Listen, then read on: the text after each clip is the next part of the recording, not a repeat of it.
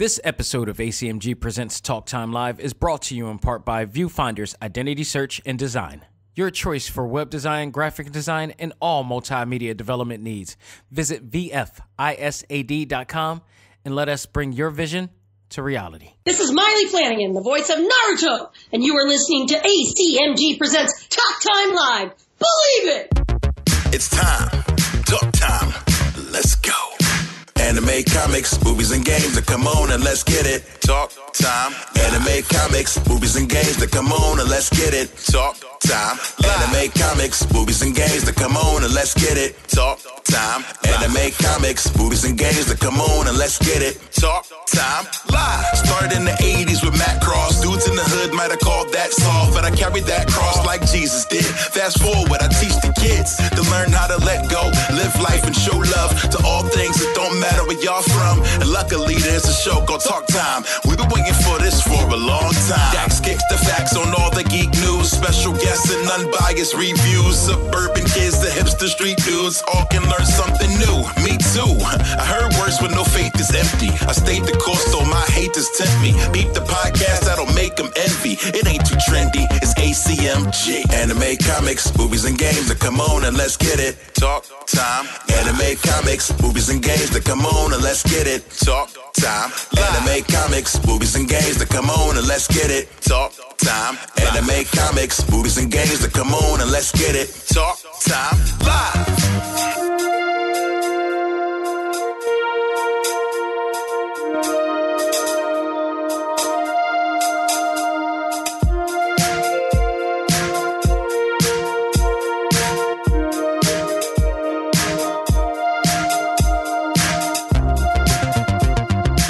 Again, everybody, and welcome back to the journal of my life that covers all things anime, comics, movies, and games. This is ACMG Presents Talk Time Live, the Prime Show. I am your host, Xavier Josiah, back from the metaverse, and I got to tell you, I'm having a blast with the Repop crew and the guests that I'm having, but we're going to talk about that. We're going to talk about my thoughts on the My Hero Academia panel that I just did, and it's available now. If you go to findthemetaverse.com, you can check it out there, as well as some upcoming things that are going to be happening all this week as well. But on our talk topic today, we got to talk about Amazon Originals Invincible, based on Robert Kirkman's best-selling comic book next to The Walking Dead. I am aware of that. But he has a animated series, very adult-oriented animation series, or animated series, I should say, based on that book. So we're going to talk about the first 3 episodes of that, but we're also going to be talking about the trailer to the new Suicide Squad movie coming up. We're also going to talk about the second episode of Falcon and the Winter Soldier. So let's not waste any time, folks. Let's find out what's new in the world of ACMG. And now it's time to find out what's new in the world of ACMG.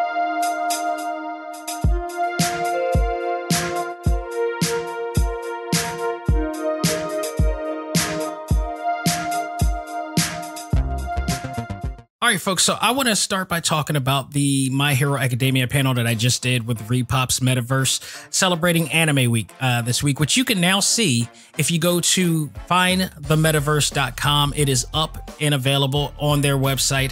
And I got to tell you, I had a great time, but I am going to also be truthful with you that I was a tad bit nervous.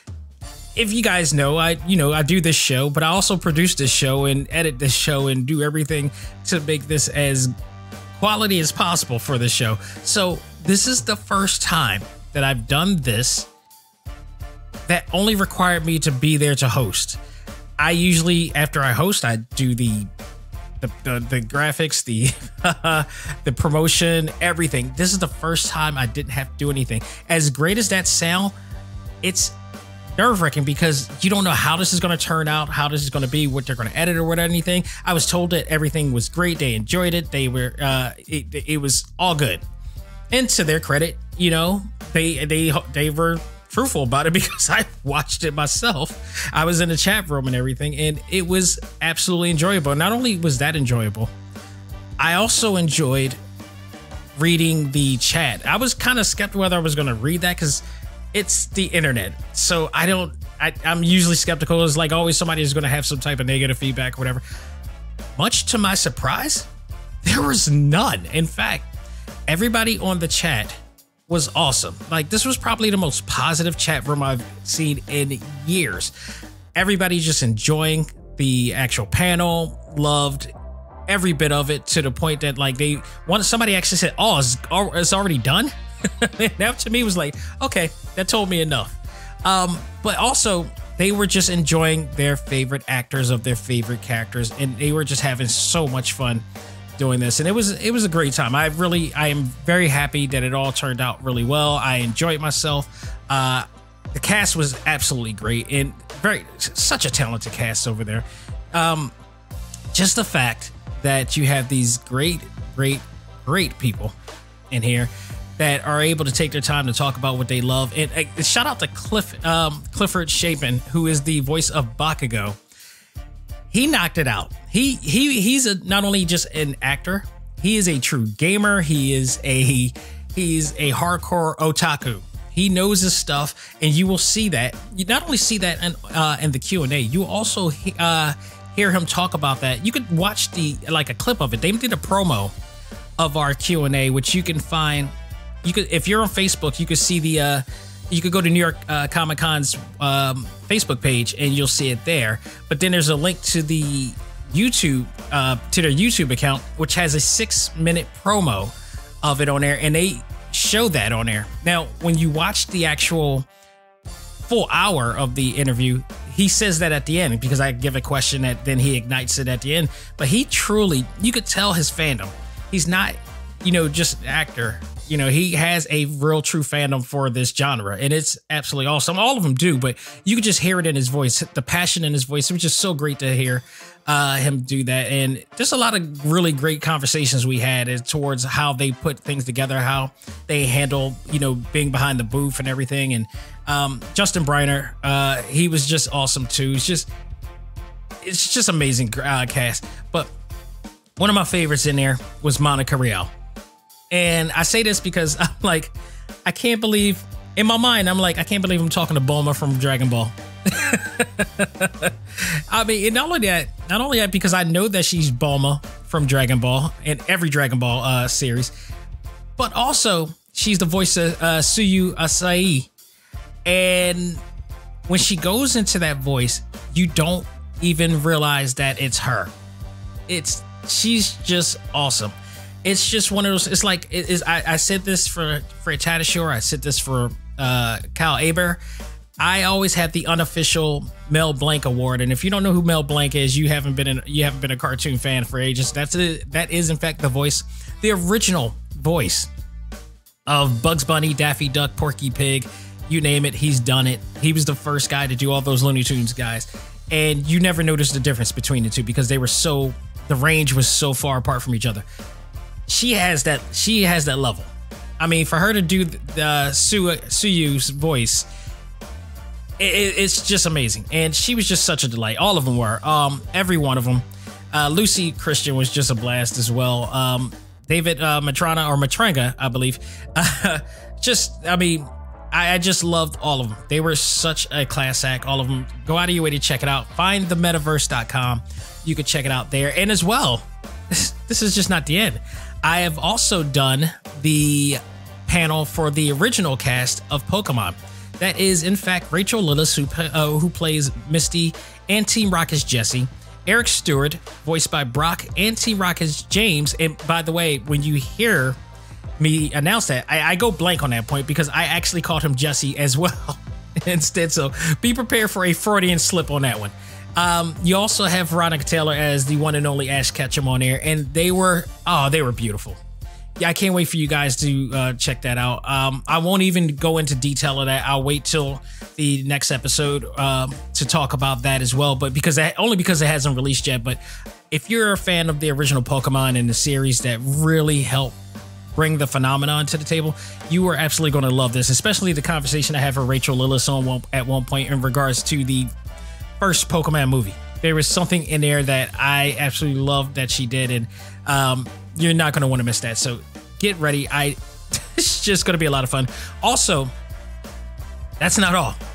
I am also going to be hosting 2 trivia shows starting Wednesday. The first one is with the cast of Pokemon as well, so I'll be reuniting with them to do a trivia show that you could be a part of.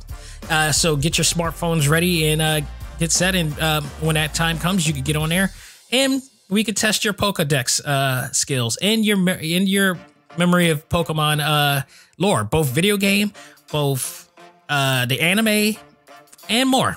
So definitely we'll get you tested in there. So stay tuned for that. It's coming Wednesday. And on Saturday, the 3rd, I will be reuniting once again with the cast of Naruto and Naruto Shippuden. It should be Molly Flanagan will be there, Yuri Lowenthal, Kate Higgins, and I believe Mary Elizabeth McGlynn, the voice-over director, and she plays a few characters in the series as well. She's coming back. I absolutely one of my favorite people to talk to, and one of the most intriguing people of the entire Naruto panel that I did last year, because everybody credited her to the help that they had from what they did on that show. So I really want to get her on my show just for a one-on-one to talk to her, because her experience on that show and just anime in general is just amazing. To have that type of directorial skills like that. I know there's a bunch of people in the anime fans, or people are aspiring to want to be in this world. You need to know the other aspect as well, and I would love to talk to her about that. So we talked a bit, and hopefully we can get together and get our schedules together to do that soon. So stay tuned for all that. Anime Week is a must for all you otaku out there. So that's all I'm going to say about that. So what else is out in the world of ACMG right now? And that is more Academia news, actually. I just forgot. The premiere of season 5 came out this week for Funimation. I actually got a chance to see it. It's only out on sub right now because the guys haven't gotten a chance to do it yet. You got to remember that due to the COVID situations, they are delayed in them producing. Before COVID, Funimation had a really, really cool thing that they were doing, that they were trying to get these dubs out as fast as the Japanese subs were, and they were for a little bit until COVID came.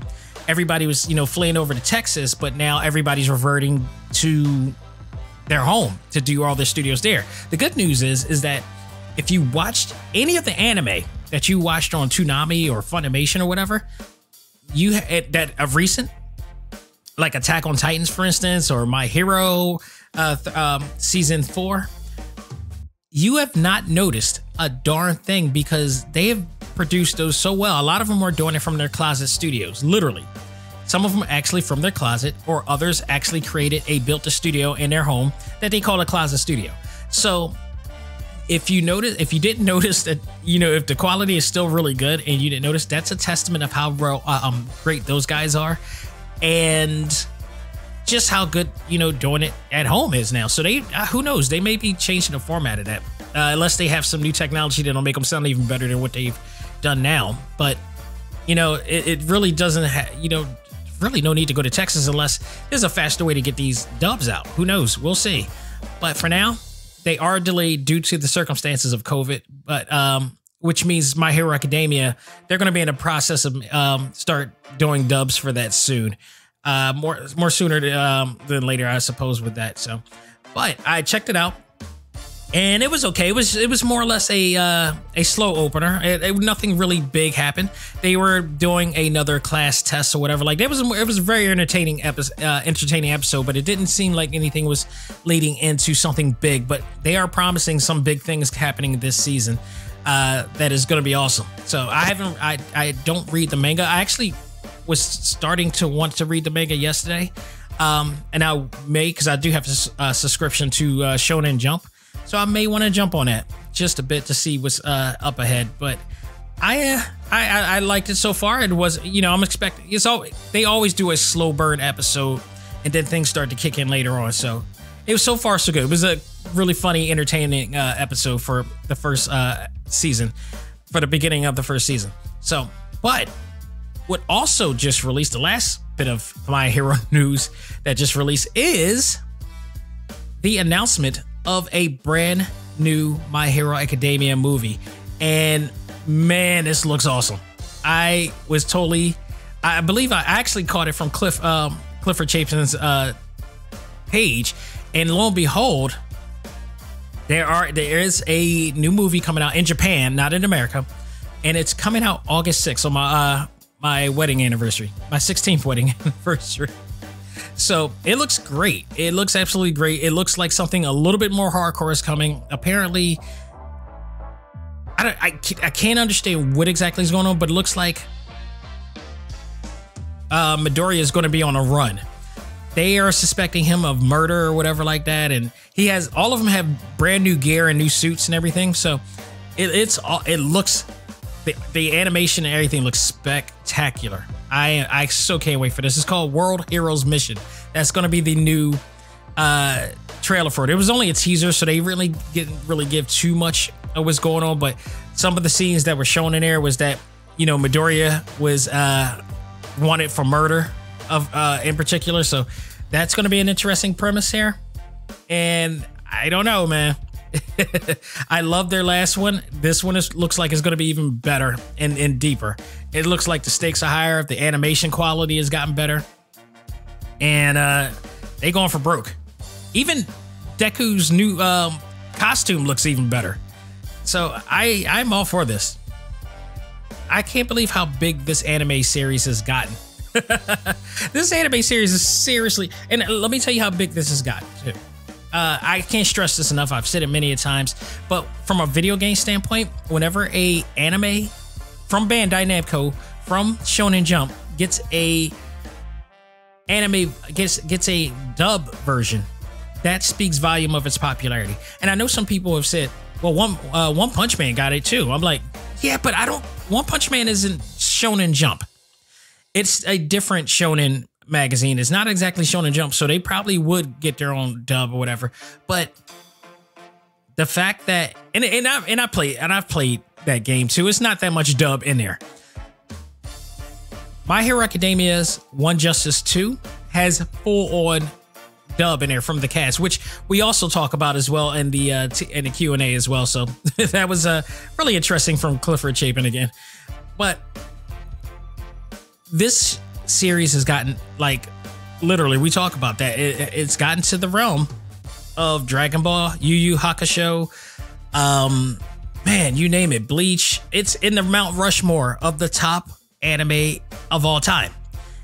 And it's just fantastic. It's a great series. I can't do it justice as to how awesome it is. You got to listen to the Q&A to really, as he articulates with great passion and conviction as to why you should definitely not miss this series in there. So look forward to that coming. If it's coming August 6th, I'll be very surprised if it ever hits the States at that time. I think it's going to hit the States probably, I would say, I would predict maybe November or even 2022, possibly. It's very possible. It depends. Things can quicken up, you know, with everything changing now. So I'll be really surprised if they actually are able to make that happen. So, but there's a lot My Hero happening. I don't know if this was planned either. That's the thing. Our plans to interview these guys and have them come in and do Anime Week right at the weekend of the season premiere episode of My Hero Academia, and them revealing this new movie coming out. So good job. Great promotion and branding on their part. I'm glad to be a part of it. So let's talk about the Suicide Squad movie. The new trailer that just came out. Boy, oh boy, oh boy, oh boy. There's another Red Band trailer that just released, and let me tell you, DC Films is not playing around. Now, I know that Zack Snyder has claimed that he will not be doing another Justice League movie. I'm not believing that entirely. I am not believing. Maybe he's holding out to possibly get more money out of this, because he's proven his point. He's done his job, and he's got a lot of praise from it. So I wouldn't be surprised if, in fact, that this is him just holding out to see if he can get more money out of this. I would. After all the flack that he had to take and everything that he had, dude, I would take it up to the moon. I don't blame him if that's the case. But I don't believe for 1 minute that he may actually he may actually not just hang it up. I think the bug is going to come in him. I don't know what else he'll be doing, but you know, well, he actually does have another movie. I think he came out with, but on Netflix, I believe. But even still, it just I can't see it. So this new Suicide Red Band trailer is hilarious, of course, and it shows the gang all trying to set up and prep to save Holly. John Cena in here is going to be awesome. I think John Cena is going to be the standout of this entire thing. Everybody's back. Amanda Waller's in there, and they're trying to find her. Lo and behold, she appears out of nowhere like nothing's wrong. she wants to know if like she needs to go back so they can save her. Like she's off the wall. So she's now meeting the entire new squad in here and everything, and man, this movie's gonna be awesome. We got new characters in here. It's just I can't. And this new weasel looking thing, what the hell is that? I see, this is the part where I need to invest in DC knowledge, because there's a lot of new characters that's going to be here, and I am just confused as hell, but I'm excited as hell as well. Captain Boomerang is back. King Shark also may be the big highlight here. King Shark apparently is voiced by Sylvester Stallone, who's going to be their Groot, pretty much. So this is going to be awesome. This is going to be fantastic. Idris Elba is just, he's going to be the straight man. It's just like, he's not going to be able to tolerate everything. And I like where this is going. And apparently there is a kaiju amongst this entire thing. And that people are very familiar with. Starro, that people happen to know about. According to IGN, who made a little bit of a fact sheet for everybody as to what this creature is. This kaiju-like creature apparently has been around the DC universe forever. It's an alien with incredible psychic powers and a fondness for conquering worlds. As long as a piece of Starro's body survives, he can always regenerate. Starro was the first villain the Justice League ever faced. Starro can spawn countless spores that enslave victims' minds. Now, if I'm correct, as I was watching Justice League Unlimited, that this creature appeared on air, and I believe it's the episode, not Justice League Unlimited, it was Justice League, the first original series. It was the episode where Clark and what was it? Clark? No, was it Clark? No, it wasn't. It was Clark's birthday, and Batman and Wonder Woman came in to bring him a birthday gift. Lo and behold, this star-like thing was taking over his body and his mind, and that's when he was imagining that he had family, his family in Krypton and everything just wasn't real.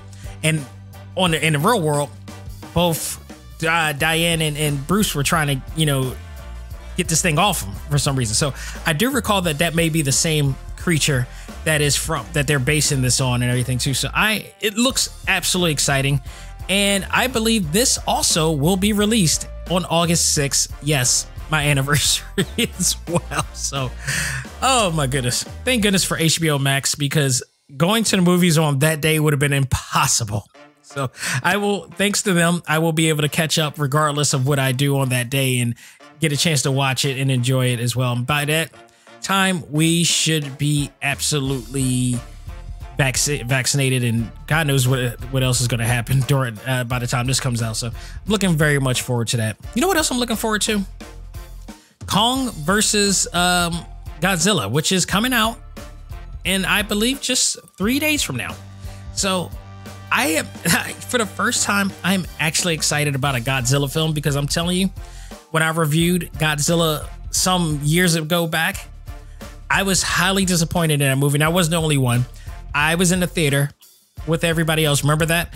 And apparently, Bryan Cranston, which everybody loves, was in there, and only a quarter of the movie he lasted because he died. And with that, all of our excitement in that theater. It was so quiet when we in that theater from the entire time. And the only thing we were just waiting for was for Godzilla to fight. No, it sucked. That movie sucked so bad. It was just drama. Bryan Cranston, who just lit up the entire screen. He dies. Drama. And then we get like, what, 5 minutes of fighting from Godzilla. I was so pissed at this movie. So much so that I decided to ward myself off a Godzilla film. And you know what? The second time I gave it a chance was the anime on Netflix, and that was boring too. This one looks to be the charm. I hope, by goodness, I hope that this is good, because if I am not excited, if I'm not entertained by this movie that is supposed to be based on two classic, iconic, figures in Hollywood, I will retire myself from every Godzilla film I've ever watched. That probably isn't the originals. I just can't. America, get it together. Yes, it is America's fault that we can't get a good Godzilla movie out here, because they want to make it too Hollywood. They just make it action packed, and this one looks like that's what it's going to be. So here's that to you. All right. Last bit of news, or last bit of talking on this segment, is the second episode of Falcon and the Winter Soldier. Oh, this episode. I mean, the first episode had me rolling, had me going, talking about, pretty much Anthony Mackie's character, Sam Wilson, passing on the shield over to the Smithsonian Museum, only for the government to take that and give it to John Walker, aka Captain America, aka, as comic book fans know him, as U.S. Agent, aka the biggest jerk in the entire Marvel comic universe. So that's how that ended. But this episode starts off with John Walker in a football locker room, appearing very nervous about his appearance in front of his old high school, where he will be interviewed by Sarah Haynes, the real Sarah Haynes of Good Morning America. And yes, he is going to be in the Good Morning America. Now, for those who don't know, the connection between Good Morning America, Marvel Comics, and Disney Plus is that Good Morning America is on ABC, and ABC is owned by Disney. Disney also owns Marvel. Ergo, you got this little really cute connection here. And I thought it was awesome, because it really brought some reality-based type of situation and molding it into the fictional side, the fantasy side of things. So yeah, I really liked that they did that, and she did really, really well. Like, she's not an actor. She's media, but she's professional. It was like she was really interviewing this person. She was interviewing somebody named John Walker, and I was very happy that they were able to, go off and do this without a hitch. So a woman appears to confront him in this locker room. She happens to, they don't say it, but it just it's kind of obvious she happens to be his wife, who also was his high school sweetheart as well. She talks about like how she used to sneak into the locker room to see him. And I must note that his wife is African-American, or his love interest is African-American, which is very interesting to the character development of U.S. Agent, in particular for this universe.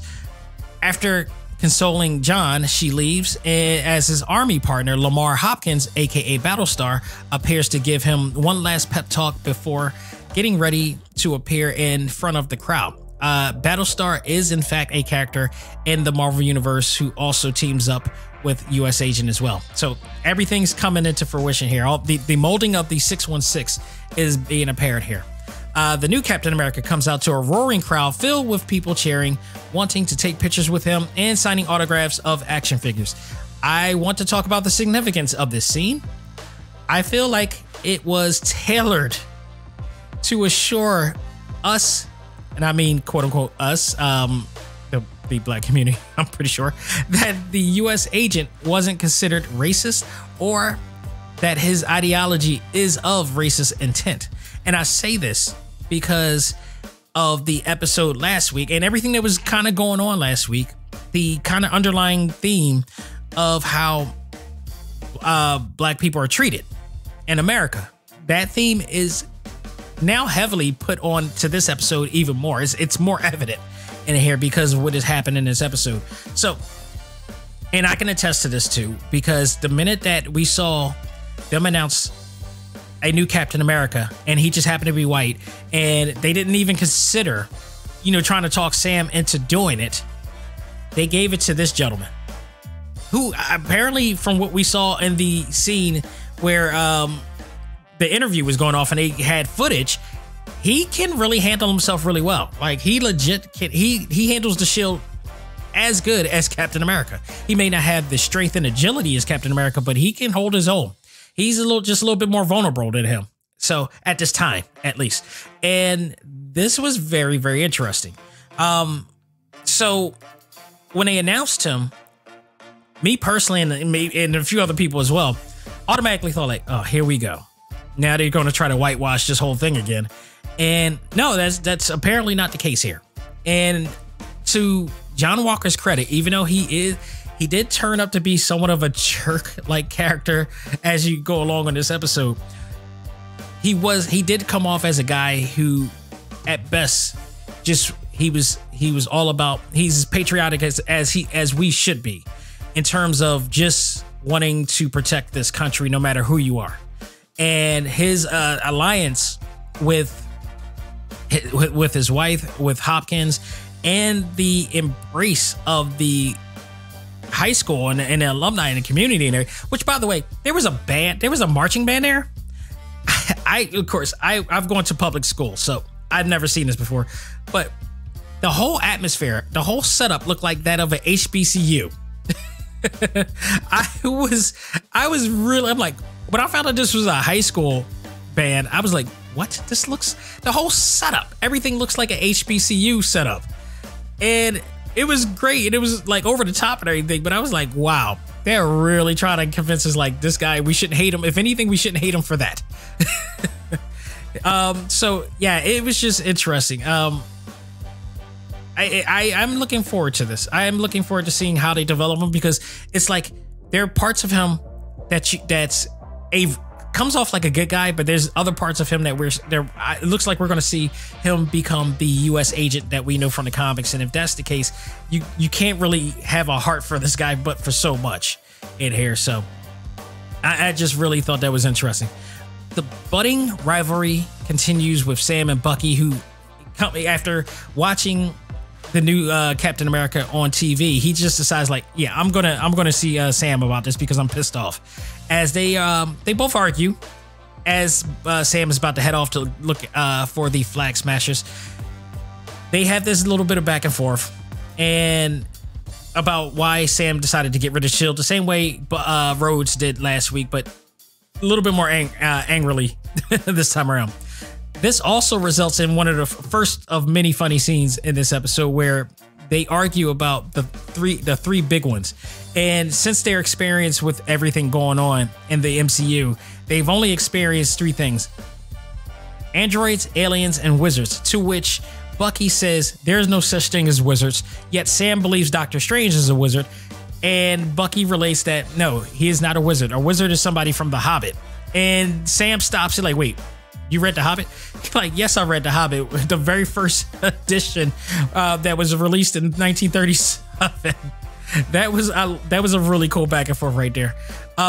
We also saw the Flag Smashers in action as Bucky and Falcon discovered that these guys are actually super soldiers. So some way, somehow, they have developed the ability to have the super soldier serum, and they're now out there doing freedom fighting and whatnot. They are a group looking to make things the way it was during the last 5 years, where billions of people disappeared at the hands of Thanos, the blip, as what they call it. However, we learn that the Flag Smashers, I should say, aren't really exactly terrorists bent on world domination, but they're pretty much just, they're trying to find a better way for everybody to live. And this is like another Civil War type of situation. They are even receiving support from people around the world to assist them in their pursuit. So this is an interesting conversation. This is kind of, I don't want to say it's fantasy based on reality, but we're having similar political differences right now in the real world here too. So it's really kind of interesting that they're focusing on this. we also see them in action in a high impact moment involving the Flag Smasher member Carly, played by Erin Kellyman, showing what she has to offer. And my goodness, she is a beast. She is an entire, like, the first scene where she comes in a truck and she apparently has the power of a super soldier and handle Bucky with ease. Thankfully and unfortunately, they got an assist from US Agent and Battlestar. I tell you, man, this was amazing. Like, she was no joke. One of my favorite scenes in here is when she played like a very, like, an innocent, person, a hostage or whatever, and she had this look on her face, and all of a sudden she smiled, and the grin was so evil, just the transformation of an evil grin, leading to her kicking Bucky out of the truck and into another truck. It was awesome. And not only that, oh my God, the way she walked, she had what was called the BMF walk, which is something that a term created by Stone Cold Steve Austin. It's bad mother F walk, pretty much. And I was so amazed. I'm like, dude, I would have thought that was a guy walking for a minute there. Like, she came and handled herself like a gangster in this thing. A lot of funny moments though, including seeing Bucky pull a Steve Rogers move by jumping out of the plane without a parachute, which doesn't turn out the same way. He actually falls on himself, and unfortunately, we never, now take note, we never do see Steve Rogers actually land. We just seen him fall off. But Bucky here, we see him fall off, and he took an L. He took a major L. While doing this though, we see Red Wing recording this entire thing, and Sam Wilson throughout this entire episode, he stayed trolling. He does nothing but troll Bucky this entire time. It's hilarious. One of the biggest and most intense scenes of this episode though comes when Bucky reveals to Sam that there's another Captain America.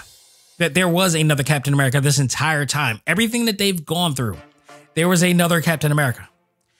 A black Captain America, for that matter. One even Steve didn't even know about, because Steve was in ice the entire time when they created this one. This is no ordinary super soldier though. This is in fact none other than Isaiah Bradley. If comic book fans, you know this name. This was in fact the first black Captain America, played by Carl Lumbly. You guys know him as John Jones' father in the Arrowverse. He is also Mantis. He's played John Jones in Justice League Unlimited and Justice League. He looked awesome. He looked a hell of a lot in shape. He was swollen this thing. He looked like a super soldier here. And it was a very intense scene. In the MCU, he fought during the Korean War and was used to overpower the opposers. However, unlike Steve, he was anything but celebrated in the same fashion as Steve Rogers was as Captain America. And instead, instead of treating him like a hero, the way Steve was portrayed, the government locked him up for 30 years. And during that time, he was treated inhumanely and experimented on. This was pretty much taking shades of the real life actions and events based on the government performing experiments on the Tuskegee Airmen. And you got to understand this, people. This, to a lot of people in my community, this can be very triggering. And I say this because this is the exact reason why people in my community are afraid to get vaccinated. Because they're looking back at that time and basing it on what happened there. Now, I can't speak as to whether people are going through it. Now, obviously, we're not exactly going about it in the exact same way that happened back then. But it's a scary thing to know that at one point or another, my predecessors, my ancestors, gone through stuff like this. And from a generational standpoint, it creates a self-fulfilling prophecy. It creates a level of fear that we have to see this and to know this. And there's a part of me that kind of understands why people in my community does not want to be vaccinated and doesn't trust the science. But also I know part of it is that they don't research the science. And if they had, have, then they may be a little bit more confident to do so. So a lot of it is just based on fear, and a lot of it is just the attempt to try to find out for yourself to get that true answer. But it still doesn't mean that you can't be affected by what has happened to our Tuskegee Airmen back then. These brave soldiers who fought in the war that they wanted them to, and then afterwards treated like lab experiments. I totally get it. Who wouldn't? Who would, with humane mindset, would? So this was a really good scene, and it really hit home in a lot of reasons. Well, first of all, Isaiah kicked both of them out because he was very frustrated. Took a metal box, threw it to the wall so fast and so hard that it patched a hole to the wall. So you know this dude had the super soldier serum in him. And they were basically, the reason why they were visiting him was because they were trying to find out where the serum is coming from, who might actually have it or whatever like that. They were trying to look for answers. Isaiah was so traumatized by his experience, he didn't want to go through it again. He didn't want to talk about it again. And because of that, he just immediately just kicked him out. I mean, the dude probably has PTSD times 20 after that. You know, can you imagine? Can you imagine that? So, as they left, Sam, Bucky got into it in the street. Sam was highly pissed that they didn't tell him that there was another Captain America, let alone a black Captain America. I don't blame him. Unfortunately, this leads into a whole nother situation because guess who comes in the middle of their conversation? And I forgot where they were. It was in a hood. It was some neighborhood. And the cops come. So things even gets worse because the cops pulled up in the middle of their argument. The cops are ready to, do what the cops or have been known to do for the past year or so in 2020, while asking Bucky if, this man was, bothering him. This man being Sam Wilson. Sam Wilson, who is the Falcon, an Avenger, the man who put his life on the line to save the universe. Meanwhile, Bucky is an assassin. Okay, Bucky is he was pardoned, but he has had more bodies than Sam has ever had, and Sam was within the law to do it.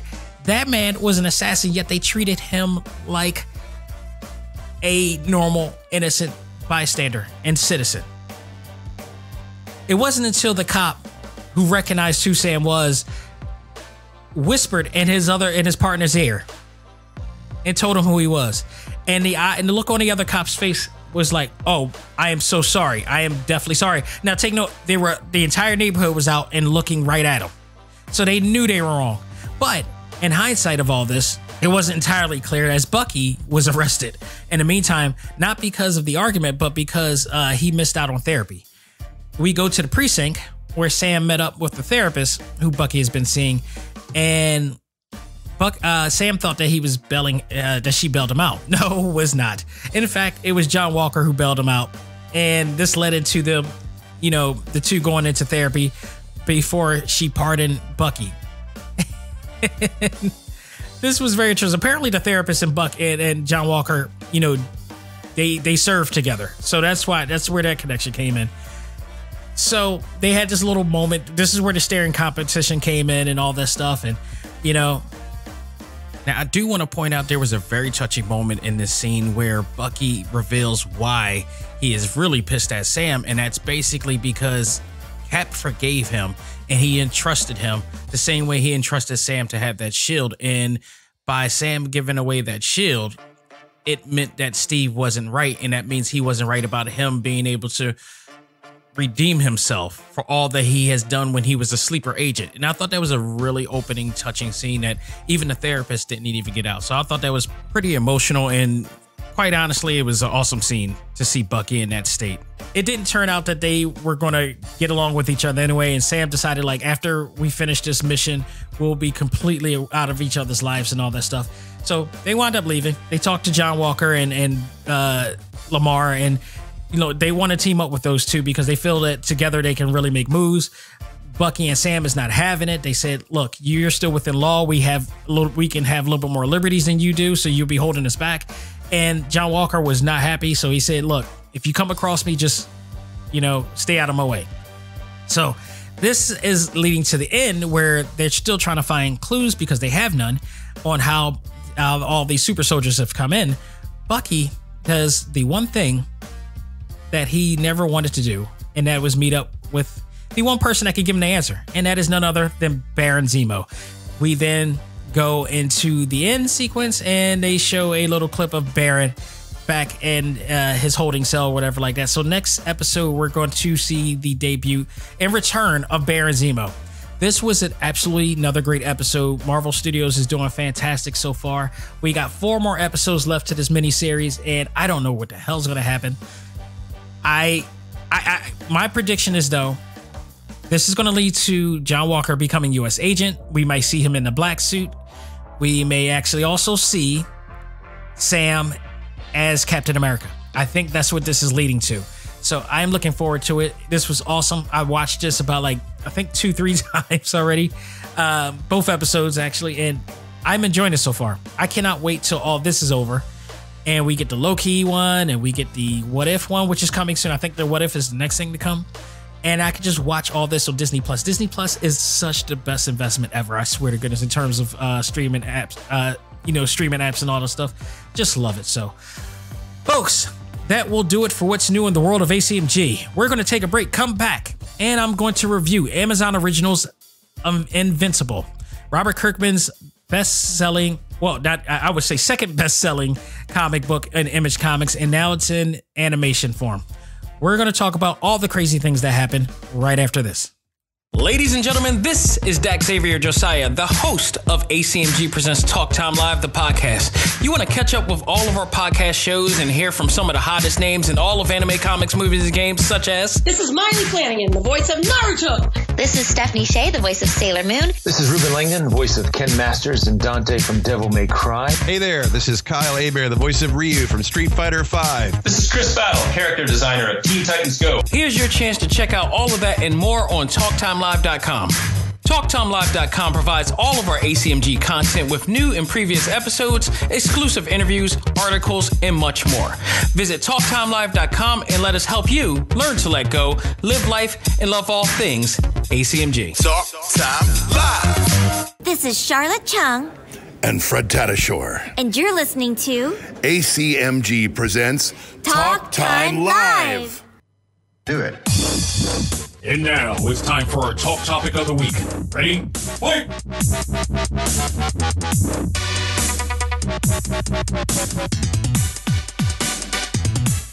Folks, we are back with our talk topic of the week, and this is my review of Invincible. The first 3 episodes of the series, actually. This is Amazon Originals' new animated feature based on Robert Kirkman's comic book from Image Comics. And I gotta say, this is a book that I always wanted to check out, but I never did. And I've read The Walking Dead before, which is, who didn't read The Walking Dead? That was an unbelievable comic book, still is. But that's where Robert Kirkman's fame come from. He also created Invincible, to get his traditional comic book fix in. But this is no traditional comic book, okay?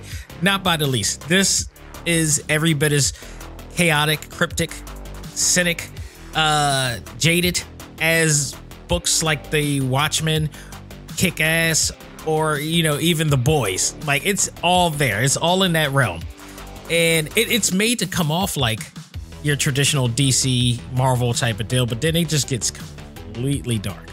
And had I known this, I probably would have jumped on this a long time ago. Now, with this, since I never got a chance to actually check out or read the book, this is going to help me understand why I should read this book. And let me tell you, I'm going to now go after this book and read it, because this was just, I'm now interested in seeing how close to the original this was, because this was an incredible first 3 episodes, and it's very entertaining, it's very fun, but then it gets very dark and jaded. Trust me when I tell you, we're going to talk about, I'm going to go through the first episode thoroughly, and then kind of just ride the wave of the other 2 episodes. So I'm not going to go too thoroughly on the other 2 episodes, but I need to really detail what's going on in the first episode, because then everything else just flows with it from there.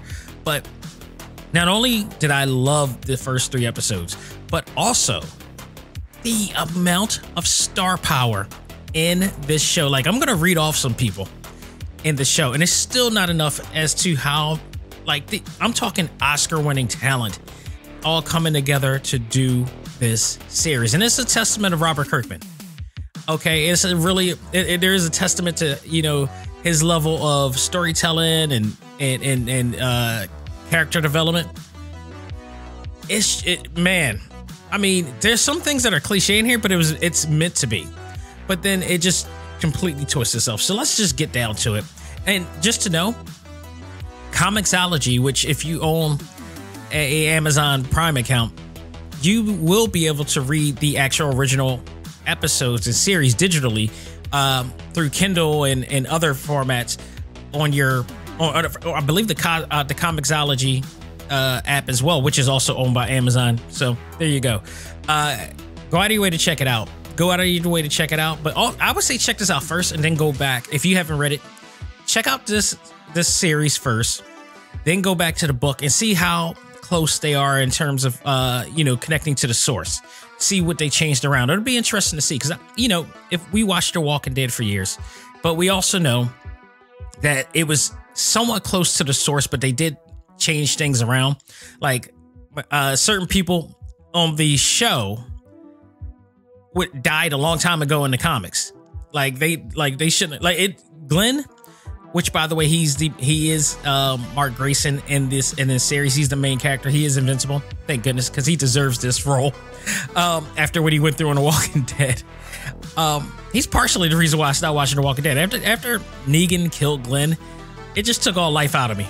It really did. It was hard to watch after that events of everything. But that wasn't a real, absolutely main reason, but it was one big one. I knew he was going to die, but it took so much out of me when that happened. Oh man, that was interesting, but I digress. You will be able to check it out then, but each episode, I should say, is awesome because each episode is 40 minutes long. And I wasn't expecting them to release 3 episodes and then let alone it all be in the course of 40 minutes each. Roughly, I believe the first one was 48. The second one is a little bit like 45 or something. And the other one is 43 or 42. But that's still almost roughly an hour of animated action and drama and storytelling and comedy. It's just really well done. So let's get down to it. We start the first episode with a scene at the White House. It starts off with 2 White House guards talking when the Mauler twins, played by Kevin Michael Richardson, like if you watch animated series after all this time, you know Kevin Michael Richardson's voice. And for those of you who don't know who that is, this guy is everywhere. He is a prominent actor in the world of animation. He is portrayed on Family Guy to Mortal Kombat. He's the narrator of Mortal Kombat. He is the finish him guy, the recent guy. He does a lot in the, like, look at his entire IMDb is miles long. And this guy does it all, and they pick him perfectly for the perfect roles. He has that deep voice, and he's just one of those guys you have to add to your roster with him. It's just a no-brainer, especially for animated, comic book series. And he's been on from here to a lot of DC shows as well. Trust me, he is the dude.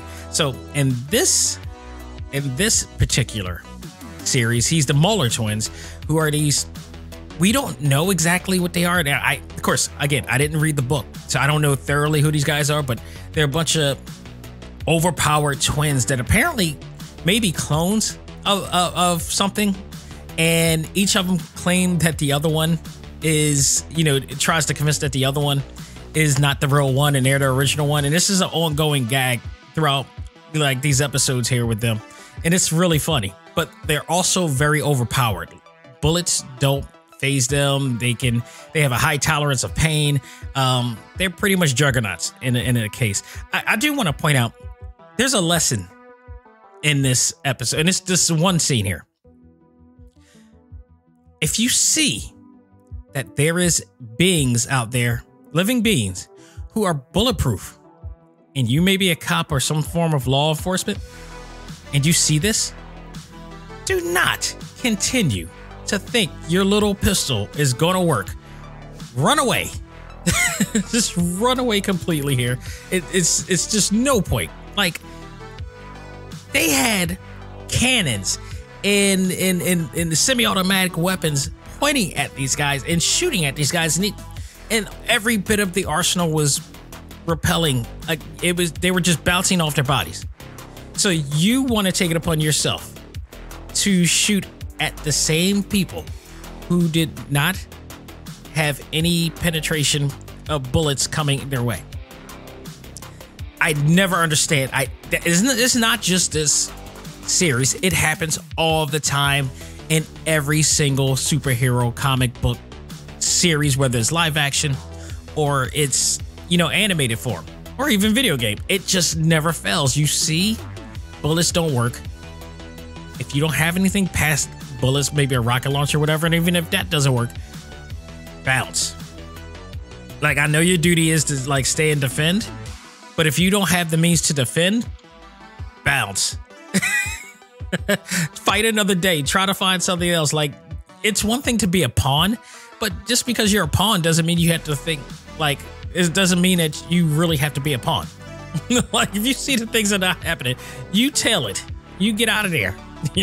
I wish for once I see that in a TV series, that somebody just does not stand there and keep, like, while they're, especially when they're like only like 3 to 5 feet away from you, bounce. Okay. Thankfully, before they were going to kill this guy, the Guardians, this group of heroes called the Guardians of the Globe, came in at the nick of time. Traditional superhero thing. All was almost lost because these guys were actually, the Guardians of the Globe was still almost really not enough for them until Omni Man comes in and helps the band of heroes. Omni Man, played by J.K. Simmons, aka J. Jonah Jameson, of the Spider-Man films, most notably for the Spider-Man films, comes to save the day. He is their Superman. I don't know the premise behind Omni Man, but it's no stranger to anybody who didn't read this book. That Omni Man looks an awful lot like J. Jonah Jameson, and it's no coincidence that he is played by J.K. Simmons. Okay, there's absolutely none. So basically, in this universe, you got a guy who looks like J. Jonah with superpowers, which is scary alone, and it gets scarier as time goes by. Trust me. So we then go to the home of Mark Grayson and his mom Debbie, played by Stephen Yeun, again Glenn from The Walking Dead, and Sandra Oh of Grey's Anatomy. Like, again, the star power is kicking in, so it's only going to get better from here. They both watch Omni Man, who is the father and husband of the two, on TV with no really concern or worry, because this is something that he does all the time. They're used to him dominating everything and defending the earth as greatly as he possibly can. Mark wants to take on the duties of his father, but he has yet to actually develop powers like his dad. He hasn't gone through the super puberty phase yet, I take it here. So while in high school, Mark and his friends see a girl named Amber, played by Zazie Beetz from Atlanta, and Domino from Deadpool 2. Love her. She gets harassed by the school bully named Todd, and Mark steps up to Todd, I should say, only to get punched in the nose, which gives Amber time to take the opportunity to sneak attack Mark by kicking him where it really hurts. So the two begin a somewhat subtle connection as a result of that, and to be continued with that.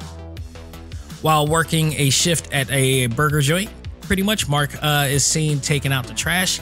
2 heavy bags, to be honest, and one of them he struggles with and puts it in the trash in a big trash bin, and the other one, all of a sudden, out of nowhere, he tried to toss it in, but he ends up tossing it into space, which then tells him he finally got his powers and he finally kicked in. So we then see the family at home as Mark reveals that to his mother and Omni Man that he finally has powers. Omni wasn't entirely thrilled to hear this news, yet Debbie forced him to respond. And a lot of this has to do with the fact that Mark was supposed to have these powers like at a younger age, and he's finally getting them now.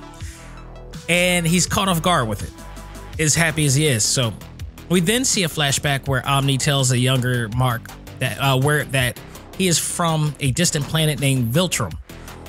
He tells him that he is a half-breed who will soon develop the same powers as him. Mark, meanwhile, going back to the present time, Mark is so excited about the possibility that he can fly, and he starts to practice in the middle of the night, and also coming close to killing himself by crashing into space or crashing to a plane. Even worse, he goes so high that he ends up in space losing oxygen. We learn later on something about how he needs to handle that, of course. He then fades out, crashes into the ground in front of his house.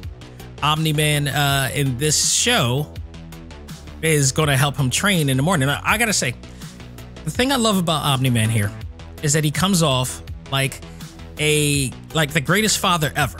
Like, there's so many moments that he has with Mark where he's this loving, caring, protective father that wants to show him the ropes, that wants to teach him right, all the morals and everything. He's the every father that every kid wants to have. You know, the father that will always be proud of your son regardless of whatever, but he will be stern with you if need be. You know, he's the quintessential father. That's how he's portraying himself. And there's a reason why I said it like that too. So yeah, he's just awesome for this part. But hold on to that thought for a while you can. While he is comforting, he is very stern, and he tells Mark straight. He's like straight up with Mark. But even in training, he goes into he gets really stiff with Mark and punched the living crap out of him. Noticeably, the two, basically, let me not bury the lead here. Basically, the reason why he did that was because he wanted to make sure that he was ready, because he's told him, like, not everybody's going to pull punches in the world, so you got to be prepared, you got to be ready for this. So noticeably, when the two return home, Mark goes upstairs a beaten man after Omni hits him extremely hard. Debbie asks if Omni is going too hard on him, to which he begins to respond to her aggressively, which is something that he has never done before. This will be the first of many changes Debbie notices throughout the 3 episodes about him. Mark comes back to school, only for Todd to come back and bully him again. This time, Mark embraces the beatdown, knowing it no longer hurts him and affects him. Mark did not retaliate at all, even though he really wanted to. He really wanted to take it out on something, so he displaced his anger by patrolling the city, and he finds a crime scene involving 2 crooks and a supervillain named Titan, played by, of all people, Mahershala Ali. Yes, Oscar-winning Mahershala Ali, aka the Prowler on Into the Spider-Verse, aka everything. Okay, Cottonmouth people. Let me, before I even go further, because there's going to be even more celebrity mentions in this series, but we got to talk about how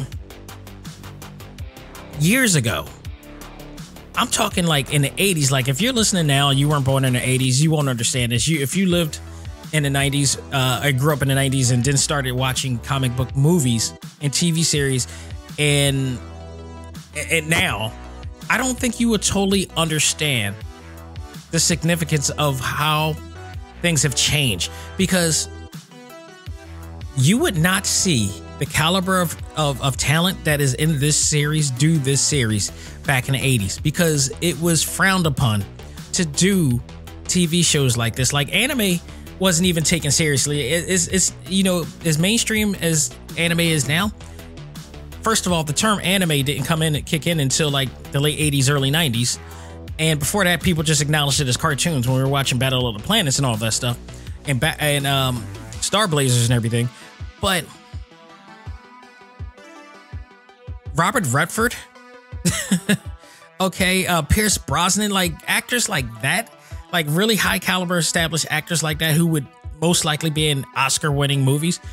Back in the 80s, that mentality, that ideology would never have been, because them being a part of a quote-unquote comic book movie or superhero movie was frowned upon. It was like it's a career killer for most people. Not so much now. Now we have these extremely established talent that are going out of their way to, and with the idea of, okay, this is a comic book movie, but I want to make it so good that it actually can be considered quality, a quality medium. Hence, The Dark Knight. We got The Dark Knight and we got Joker, that were both Oscar-winning movies with Oscar-winning actors in there. And I'm telling you, man, it's this would not have happened. Like Robert Redford playing Alexander Pierce on The Winter Soldier would have never done this in the 80s. I guarantee you. And it's just awesome. And I think a lot of the reason why a person like somebody like Pierce Brosnan or even Robert Redford would even take on this, because the script is actually good. There's some really awesome storytelling elements in here that is very convincing. And I think, to that extent, this is why things have changed, because people actually were able to go out of the box and, appreciate this narrative for what it is. It is actually great storytelling. And there's some realistic elements to it. It's not just and every single time. It's not full action. There is some character development. There's some storytelling. Like if you watch The Punisher or you watch Daredevil and all this, like there's some in Jessica Jones. There's some deep conscious storytelling. Jessica Jones got a Peabody Award. Who'd have thought that would happen? Back then. Now it's common. That's not the case back there. So it's. I think people should really take time to appreciate the level and quality that is always being brought into these type of projects, because we have never seen the light of this decades ago. And this is a deep thing. This is an awesome thing. So I digress. They basically, what happens here is that while taking out the enemies, of course, Mark took out Titan.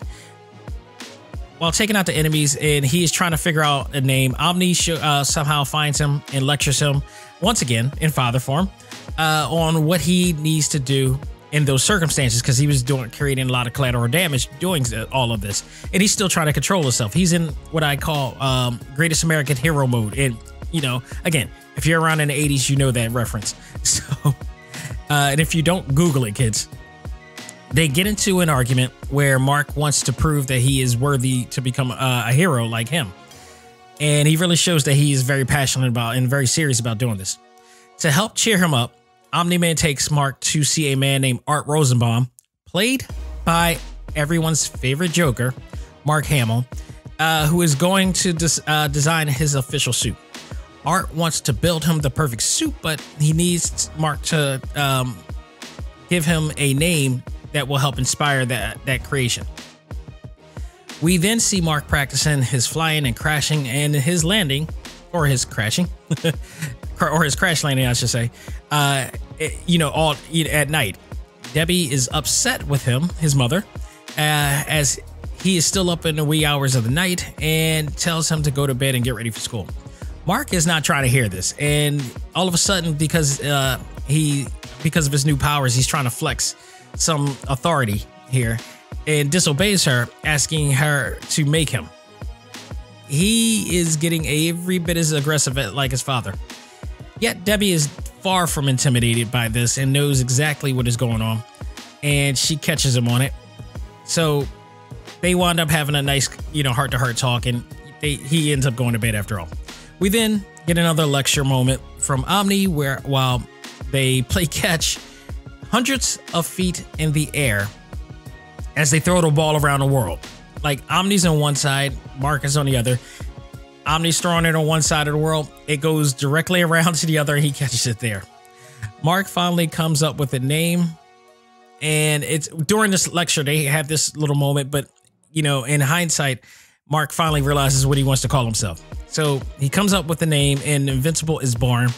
And with that, his confidence and control of flying all of a sudden appears as well. As he is flying into the city, an explosion is heard and seen in the city. Turns out it is a villain by the name of Kill Cannon, played by one of my favorite actors that I ever got a chance to interview and host, Fred Tatasciore.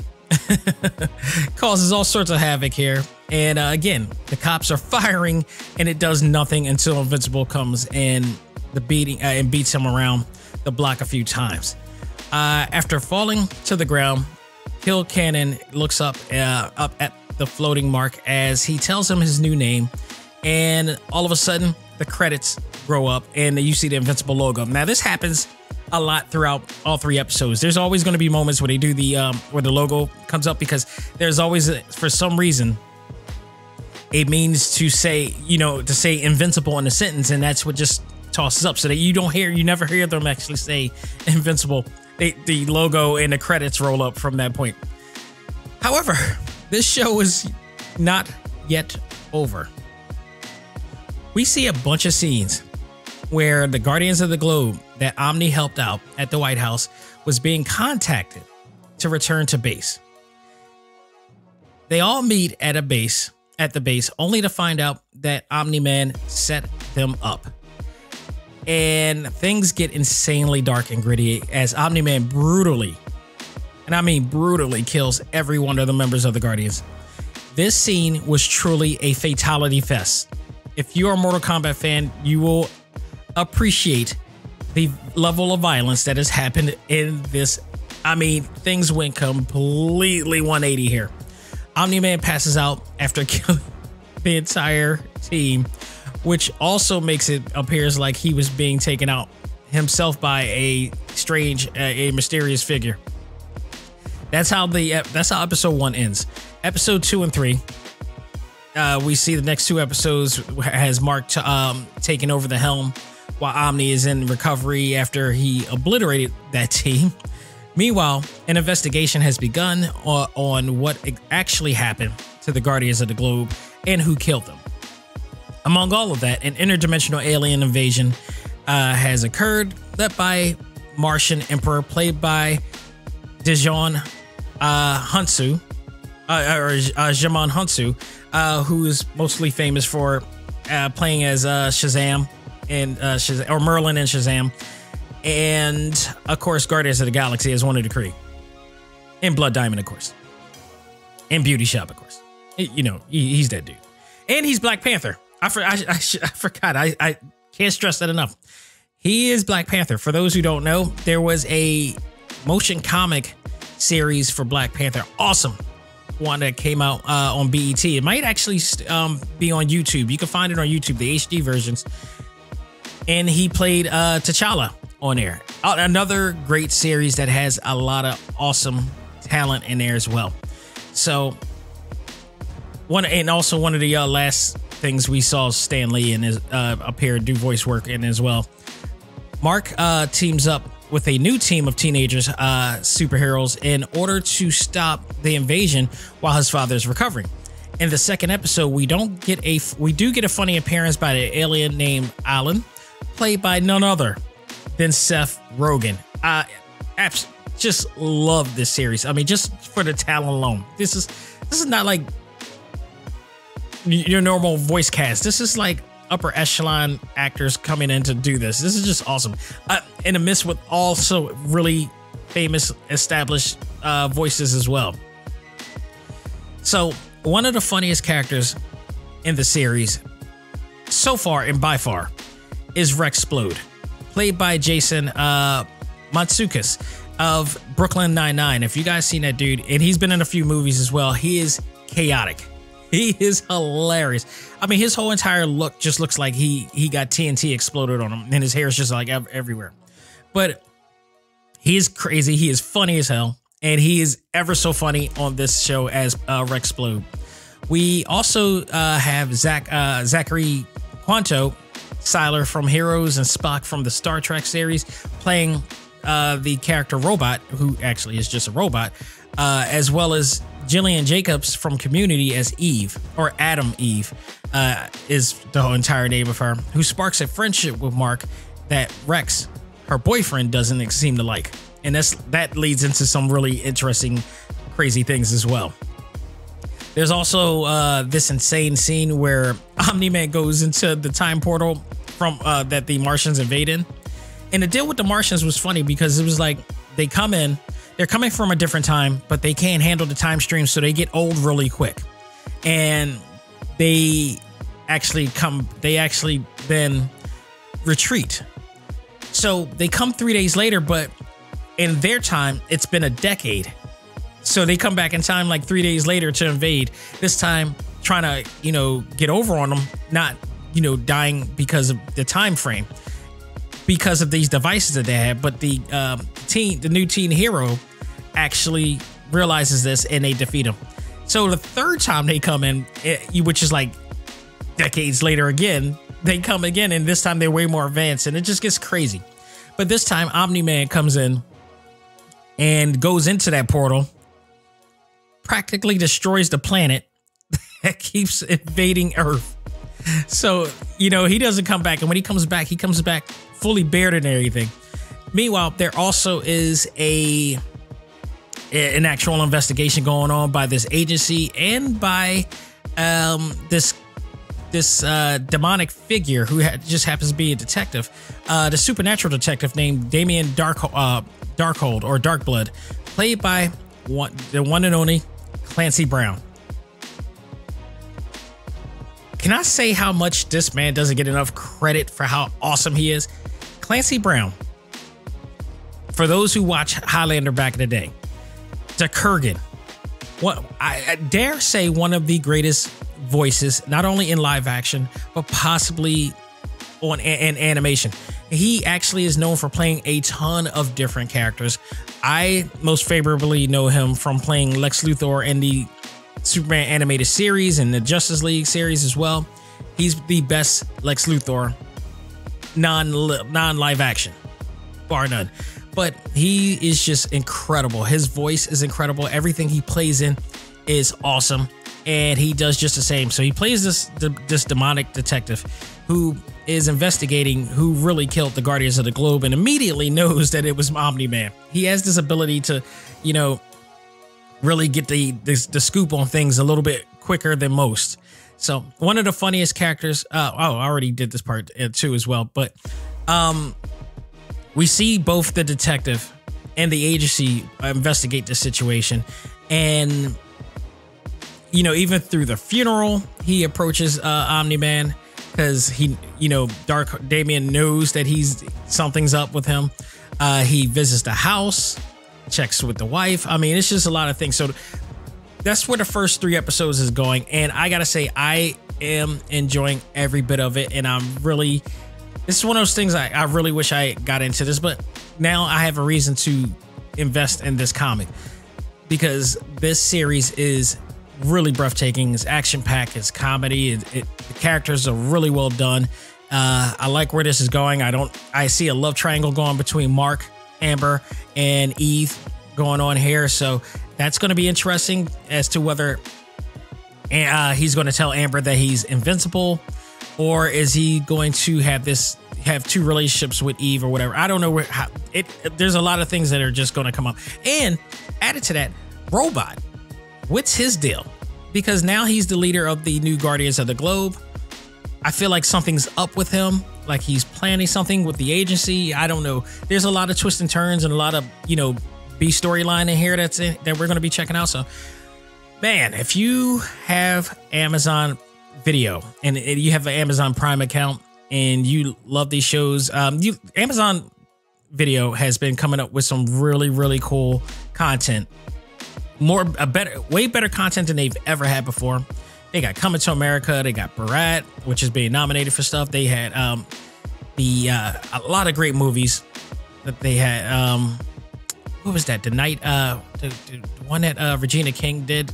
That movie was awesome. Just some really great stuff coming from Amazon Video. And my goodness, this is another one. Go out of your way to check out Invincible. Like this, I don't want to give this a complete grade, but this I'll just say it's a must see because I want to make sure that we go through the entire season to give this a complete grade. But so far, I give all 3 episodes combined. It would be a quality right now. They keep this momentum going. See how this goes from here. See where this is going to turn out to. I think it's inevitable that we're going to see Mark face his father. And I think this was the lead in. If you see some of the promotions and everything, it goes out to be in that direction too. So go out of your way to check this out. This is a must see for comic book fans, and Image comic book fans should be happy with this. So folks, that will do it for this edition of Talk Time Live. I hope you guys enjoyed this episode. I hope you're enjoying everything. I hope you're enjoying the metaverse. Go out of your way. This week, we got the Naruto panel is up with Molly Flanagan, Yuri Lowenthal, Mary Elizabeth McGlynn, and Kate Higgins as they talk about the celebrating the anniversary of Naruto over there. And I will be joining them this Saturday for the Naruto trivia. So, and that's going to be live. So anything can happen. Anything can happen. So you can also be a part of that as well. So come in and join us this Saturday. Go to findthemetaverse.com. But before we do that, I am going to be talking with the cast of Pokemon, which is Eric Stewart, Veronica Taylor, Rachel Lillis, also known as Misty, Rock, Ash Ketchum, and Team Rocket's Jesse and James. So you don't want to miss that. If you are a fan of that series like I was growing up, you will love talking with this Q&A that I have with them. So heartfelt, so awesome, and it oozes the friendship and love that they have in the series. It comes out in real life form there. So go out of your way to check it out. And also Wednesday, I'm going to be hosting a live trivia with them as well. So let's see where your Pokedex skills is going to be, and see how much you know about the genre as well, because we're going to be doing questions based on the anime series, based on the video game, and much more. So stay tuned for that. That's also going to be live, and that's going to be a lot of fun. It's going to be my first game show hosting deal, so let's hope I, be on point with that one, but I'm looking forward to it. It's a lot of fun. So stay tuned for all that. Again, go to findthemetaverse.com. You can find all of the panel episodes in there, as well as merchandise and everything going on. This is a celebration of Anime Week for Reed Pop, and I could not be happy and honored to be a part of that as well. So stay tuned for that. Godzilla vs. Kong is out this week, so I will be reviewing that. As to when, I am not sure, because I know I may still do it Sunday or Monday, because I'm going to be going live on Saturday and such.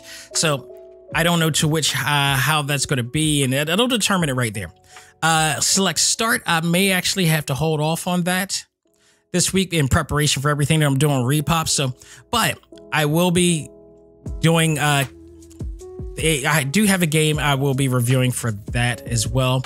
But also, I do want to announce that the good people at RetroSoft Studios, the makers of Retromania Wrestling, just announced last night that as of today, you will be able to play Retromania Wrestling on the Switch at 12 noon EST, Eastern Standard Time, I should say. So finally, those of you who pre-order are going to get a chance to play what I've been playing for quite some time on the PC, and I'm going to get a chance to play this, and now get to play this on the go. This is a great wrestling game. This is the standard wrestling game to check out right now until everything else comes out. So you're going to have fun. If you're a wrestling fan, you're going to go out of your way and enjoy this. So not only will you enjoy that, you should enjoy this show every week. Something new all the time. Never a dull moment here. Go to TalkTimeLive.com to follow this episode and every episode, and other announcements coming along the way. You can also check out our exclusive interviews with some of the best in all things anime, comics, movies, and games on our exclusive page. If you want to subscribe and download, never miss a beat of an episode, you could go to Spotify, iHeartRadio, Apple Podcasts, Google Podcasts, Stitcher, Podbean, TuneIn, Audible, Pandora, and Pocket Cast, among other ones that I probably don't even know about that I'm on. But you could find it on all of your major podcast platforms there. So, folks, thank you again. It has been an honor, and it's always an honor to talk to you about our favorite fandom. So that'll do it for me. On behalf of myself, this is Dak Xavier Josiah saying learn to let go, live life, and love all things anime, comics, movies, and games. This is ACMG Presents Talk Time Live. I am out of here. Take care.